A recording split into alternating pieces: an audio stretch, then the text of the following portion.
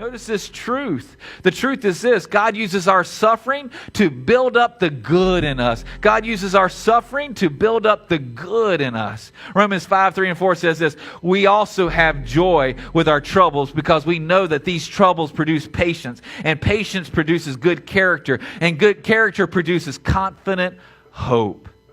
Some of you are saying, Randy, I'm tired of being pessimistic and negative Nelly all the time. Well, there you go. Do you see how you stop being negative Nelly? You see how you stop being pessimistic? You suffer. Because that suffering will kill that. You see, God's goal for suffering is to destroy the bad and build up the good. He uses suffering to make us better if we'll let it.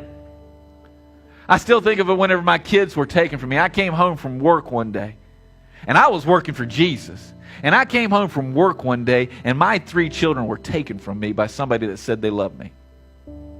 And I spent the next 5 years seeing my kids every other weekend if I wanted to, and every other week during the summer. Now see, some of you think that's a good idea. Why? Because you don't like your kids. Well, I'm just crazy. I actually love my kids, and I like my kids. I enjoy spending time with my kids. I've been doing it since they were a baby. And that was taken from me. And I was like, God, what are you doing? God's like, just hang on. Because what happened was, He used those 12 days that I didn't have my kids to work on me. He used that suffering to make me a better father, to make me a better husband, to make me a better preacher, to make me a better counselor. And I went through that season of suffering. Why? So that you could benefit today. That you could be blessed today. Now, I'll be honest with you. I didn't like you back then because I knew what God was doing. And God kept saying, I'm doing this to help others. And I'm like, well, I don't like others. So why do you keep doing this to me? God's like, well, I didn't really ask your opinion, did I?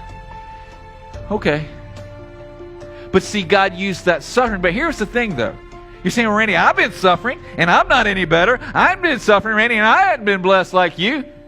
Here's what you do understand. What's the point of suffering?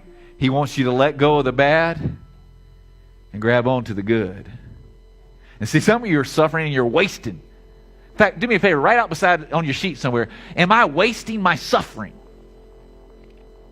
Because during suffering, God wants you to do 2 things. He wants you to let go of the bad, and He wants you to build on and hold on to the good. And so my question for you is this: what do you need to let die? Oh, you're going through suffering. I know it. You've talked to me. What do you need to let God? What sin do you need to let die? What thing that's causing destruction in your life? What do you need to let die? But also, what do you need to let live? What habit, what good habit do you need to allow to be established in your life? Is it Bible reading? Is it prayer? Is it service? Is it putting other first? What do you need to let live? What do you need to build up? What is God trying to do? Because see, some of you right now, you need to get before the Lord. Some of you right now, you need to bow yourself before God, and you need to say, oh God, everybody knows I'm suffering. Now I want to know why. What do you want me to let die? What do you want me to let live? God, what's the point? Because here's the great thing about being a Christian. Nothing's ever wasted.